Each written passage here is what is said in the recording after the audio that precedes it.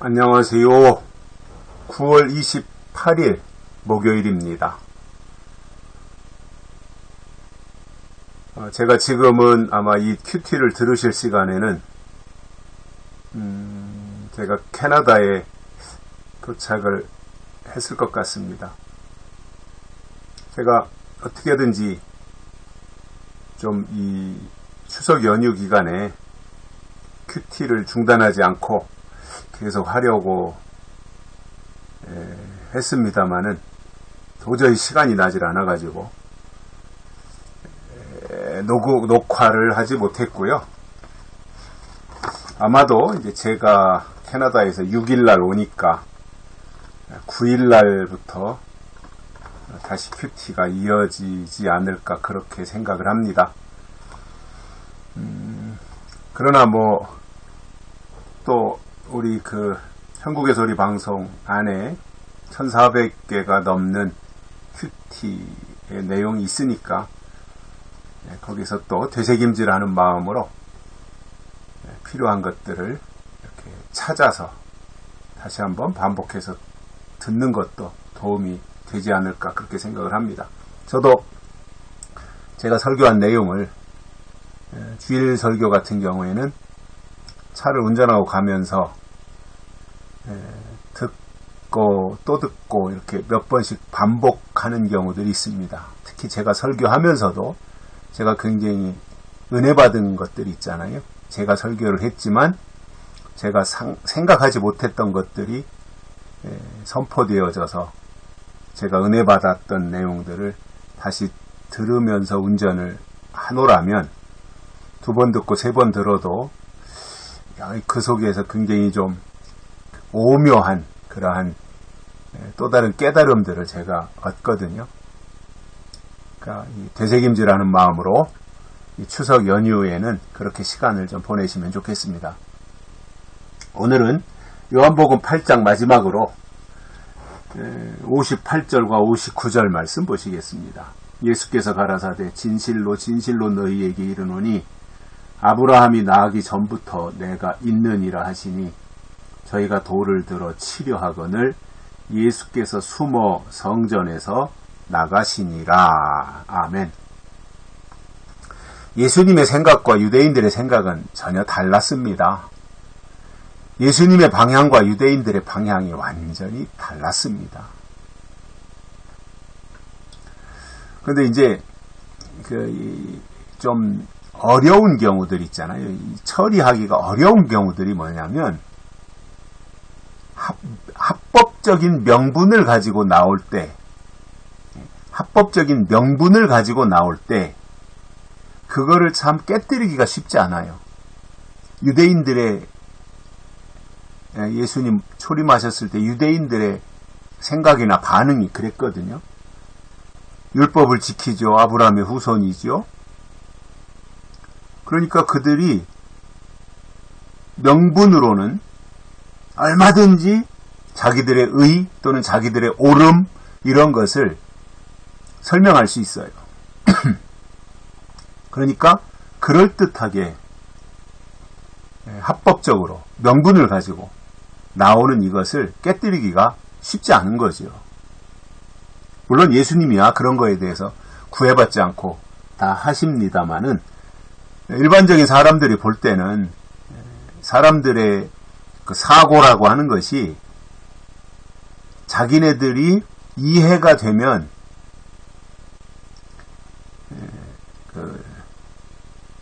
그것을 합리적이라고 생각하잖아요.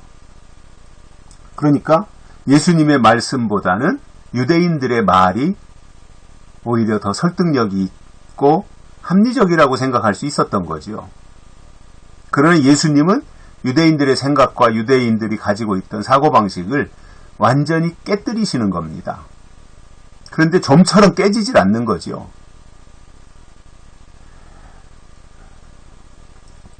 오늘 이 말씀에서도 어제도 그렇고 아브라함에 대한 이야기를 가지고 지금 접근하고 있지 않습니까? 유대인들이 생각하는 아브라함, 그리고 예수님이 생각하는 아브라함이 다르잖아요. 유대인들은 예수님보다 아브라함이 훨씬 더 위다, 고참이다 이렇게 생각하는 거고, 예수님은 무슨 말이냐, 아브라함이 나기 전부터 내가 있었다 이렇게 말씀하시는 거예요. 그러니까 완전히 이게 접근 자체가 다르잖아요, 유대인들과 예수님이. 그러니까 이게 대화가 안 되는 거죠. 어느 정도 공통 분모라는 게 있어야 대화가 되는 건데 전혀 말이 안 되는 거예요, 이게.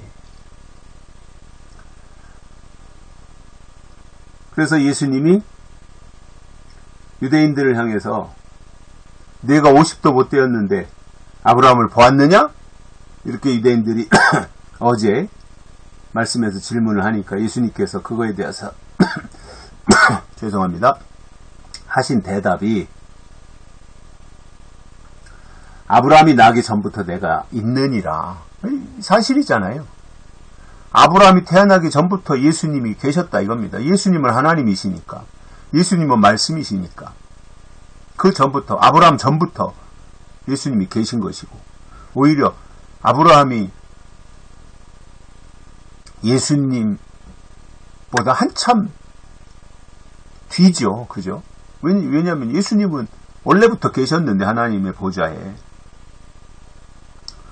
그런데 유대인들은 예수님은 요셉과 마리아를 통해서 이 땅에 태어난 젊은 청년이라고 생각을 하고요. 이제 나이 30 정도 된 젊은 청년이라고 생각을 하고 있고, 아브라함은 그 위에 몇십 대가 더 조상이 되는 그 인물이라고 이렇게 유대인들은 생각을 했던 거예요. 그런데 예수님은 어떻게 생각하시는 거예요? 아니라는 거죠. 아브라함보다 내가 더 먼저 있었다. 유대인들이 이해가 됩니까? 그러니까 이게, 저는 신앙생활을 하면서 그런 생각을 해봅니다. 하나님이 말씀하시는 거 있잖아요. 특히 이제 영적인 부분에 있어서 이해하고 깨달아지는 것이 은혜예요. 아무리 말해도 못 깨달아 듣는 사람들이 얼마나 많아요. 지식은 풍부한데 영적인 것에 대한 깨달음이 없는 사람들이 있잖아요. 강팍하다든가 무지하다든가 영적으로 뭐 깨닫지 못하는 거죠. 그런데 그 심오한 하나님의 비밀과 진리가 깨달아진다면 그 자체가 얼마나 감사한 일이고 은혜가 되는 거예요. 그러니까 들을 줄 알아야 되는 거예요. 하나님이, 예수님이 하시는 말씀을 들을 줄 아는 것이 복이 되는 거지요. 그런데 유대인들은 전혀 감동이 없는 겁니다. 하나님의 아들 예수님이 오셔서 말씀하시는데 감동이 없어요. 까불지 말라는 거예요. 웃기지 말라는 거예요. 아브라함이 위지 왜 네가 위냐? 너는 요셉과 마리아의 자식인데, 이러면서 예수님이 하시는 말씀을 받아들이지 않는 거죠. 그러기요, 받아들이지 않았을 뿐만 아니라 예수님이 그렇게 말씀하시는 것이 못마땅했고, 또 그 사람들이 생각할 때는 청년 예수가 한참 수십 대 더 조상이 되는 아브라함보다 먼저 있다고 하니까 이게 아브라함을 욕보였다고 생각하는 거예요, 이 사람들은. 그래가지고 어떻게 반응했느냐? 59절에서 보면 저희가 돌을 들어 치려 했다 이겁니다. 예수님을 돌로 치려 했다 이거예요. 그래서 예수님이 이제 몸을 숨기시고 자리를 옮기셔서 성전에서 나가시는 이러한 내용들을 보는데, 이게 유대인들의 한계입니다. 영적인 것에 대한 자극이 없어요. 영적인 것에 대한 받아들임이 안 되는 거예요. 그러니까 믿음이 안 들어가는 거예요. 영적인 것에 대한 사모함, 영적인 것에 대한 받아들임, 영적인 것에 대한 깨달음, 영적인 것에 대한 이해, 영적인 것에 대한 사모함, 이런 것이 있어야 믿음이 들어가는 것입니다. 형식만 남아있다면, 내용은 없고 형식만 남아있다면 그게 바로 유대인인 겁니다. 여기까지 하겠습니다. 고맙습니다.